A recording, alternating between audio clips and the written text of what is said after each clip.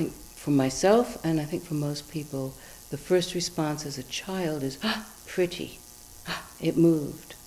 And it's truly seductive.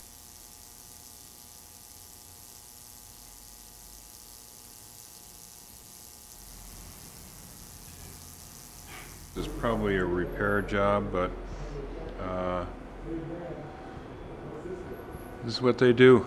They connect the electricity to the two electrodes, and the gas inside the neon is excited, if you will. I'm third generation in the sign business. I grew up with neon. Back in the 40s and into the 50s, you drove down Central Avenue in Albuquerque. It was just like driving down the street in Las Vegas. And then as you came further into town, you'd run into all the many hotel, motel signs, and everyone was trying to outdo the other one with what they did. The neon would chase, it would animate, it would flash on and off, it'd do all that. And then when you got even into downtown Albuquerque, it was phenomenal what was down there. I think in the 70s, during the sort of the urban renewal period, neon was kind of dismissed as kind of gaudy or not very tasteful, not very classy.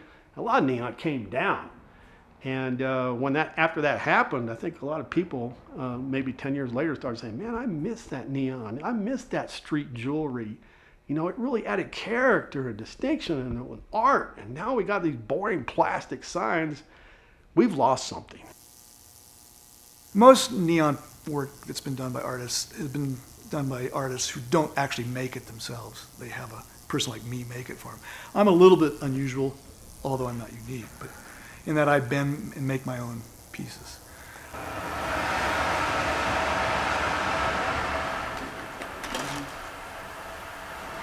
When you learn how to do this is what you do for the first several days, is you just do bends, practice bends.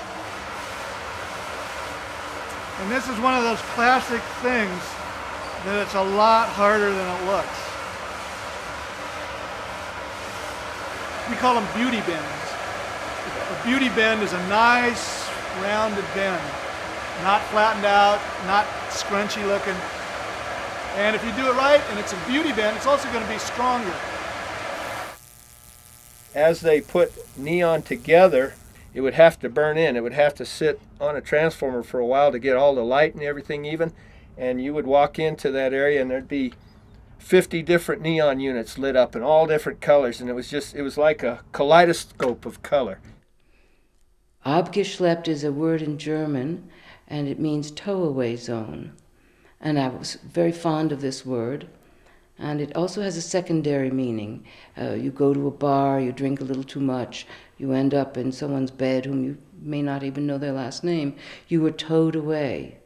And I love this because I deeply love when my work takes me away. A motel is a collection of doors and windows from the outside that doesn't really have any character. But you put that beautiful neon sign out front, like the Blue Swallow neon sign, and all of a sudden, you've branded that sort of anonymous, generic doors and windows. This is the Blue Swallow Motel.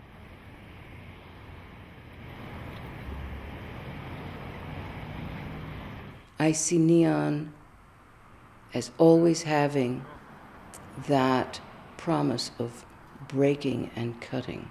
There's always a threat with neon, just as there always is a threat with pretty. Poinsettias are pretty. Poison ivy is pretty. Sumac is gorgeous. And they are poisonous. People have been said to go crazy in the profession of neon because of the mercury. It's almost like breathing. It's inspirational.